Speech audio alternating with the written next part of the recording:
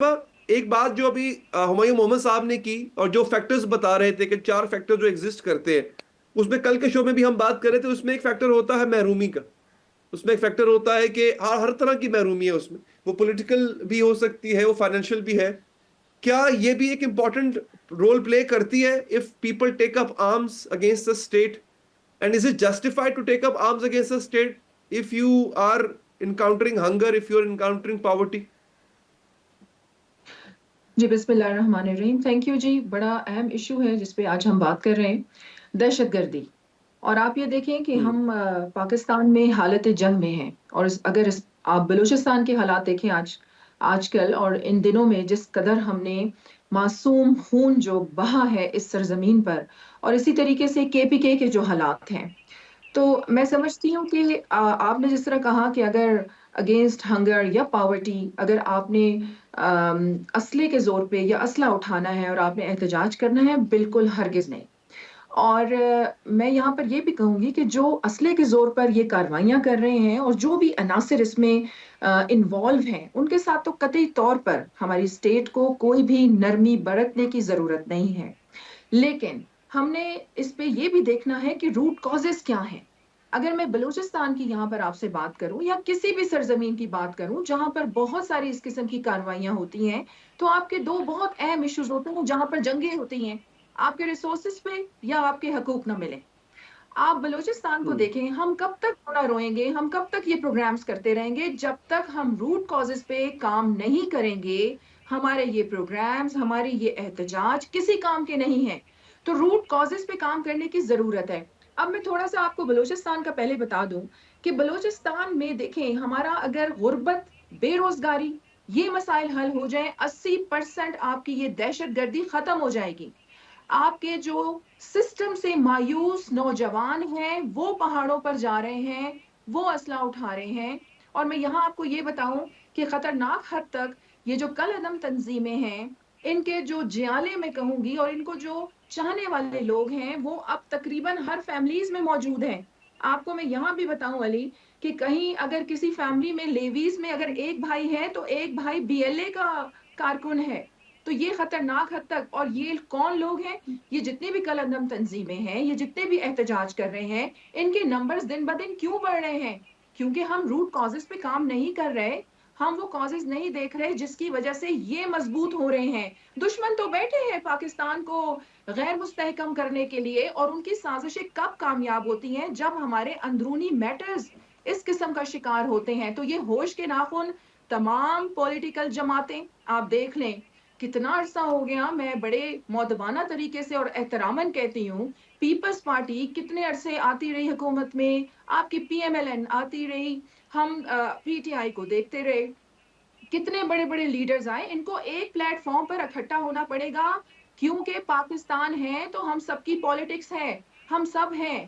پاکستان کے لیے اب یہ وقت ہے کہ ہم سب اکٹھے ہو جائیں اور سر جوڑ کے تمام پولیٹیکل جتنی بھی جماعتیں ہیں، جتنے بھی سٹیک ہولڈرز ہیں، اپنی رنجشوں کو بھلائیں. آپ یہ دیکھیں کہ ہمارے کتنے بڑے بڑے پولیٹیکل لیڈرز ہیں. مولانا فضل الرحمان کا میں بیان دیکھ رہی تھی، جس قسم کا بیان ان کا آیا. اب دیکھیں ایسے حالات میں اس قسم کے بیانات آنا، میں نہیں سمجھتی کہ یہ کوئی عقل مندی کا ثبوت ہے. اور جس نہج پہ پاکستان پہنچ گیا، میری اگر آپ نے سپیچ سنی ہو، میں نے بھی اسمبلی میں دیکھیں، میں نے برملا کہا کہ پاکستان کے حالات یا بلوچستان کے حالات کے ہم سب سیاستدان اس کے ذمہ دار ہیں. کوئی سیریسنس نظر نہیں آتی، انٹینشنز تو نظر آئے کہ آپ نے مسئلہ حل کرنا ہے. آپ کی نیت ہوگی تو مسائل حل ہوں گے نا. تو ہمیں تو بہت، میں تو سمجھتی ہوں کہ بہت ہی ہم لوگ جو ہے نان سیریسنس کا جو ہے مظاہرہ کر رہے ہیں. اور یہ بھی میں آپ کو بتا دوں علی کہ اگر پاکستان کے مسائل یہ ہم نے کون حل کر رہا کرنے ہے؟ ہیں نا، یا بلوچستان کے، یہ تو یہ گورنمنٹ کر کوئی رہی ہے راکٹ سائنس اچھا نہیں ہے. یہ ذرا سیریسنس پہ بھی لیکن یہ آتے ہیں، کوئی سیریسنس راکٹ پہ بھی سائنس آتے ہیں. نہیں ہے کہ ہم یہ مسائل حل نہیں کر سکتے. جی شرمیلا صاحبہ، ٹھیک ہے، آپ ایک دفعہ جنہوں نے ہتھیار اٹھایا ہوا ہے ان کا کلا کما کر لیں گے. دیکھیں جی، جب تک ملک کے اندر سیاسی اور معاشی استحکام نہیں آئے گا، غربت بڑھتی چلی جائے گی. اور غربت جو ہے از اے بریڈنگ گراؤنڈ فار ٹیررزم.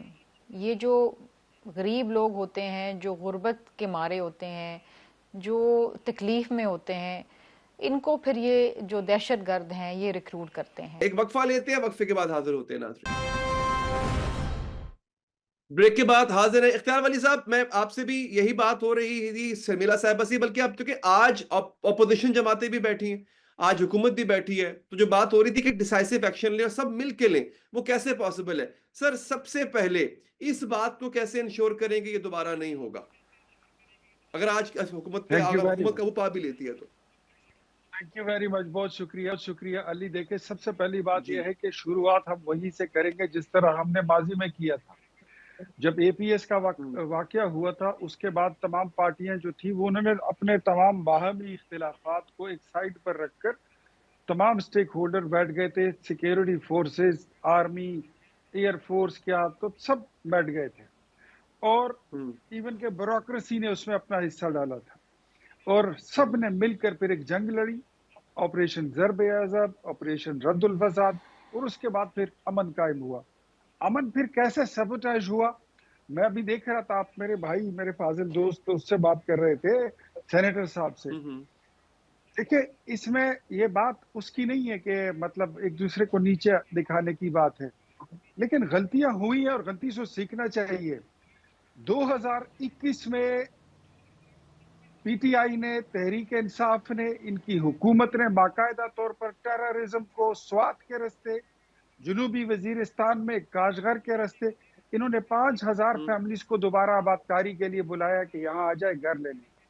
ان کی ہسٹری ہے کہ انہوں نے پہلے بھی, پرویز خٹک کا دور تھا جب وہ چیف منسٹر تھے, عمران خان نے خود کہا تھا کہ ہم ان کو یہاں پر دفتر بنانے کے لیے جگہ دیتے ہیں, آپ جدھر مرضی ہے دفتر بنائے, ہم آپ کو لاجسٹک دیں گے, گاڑی دیں گے, فیسیلیٹیز دیں گے.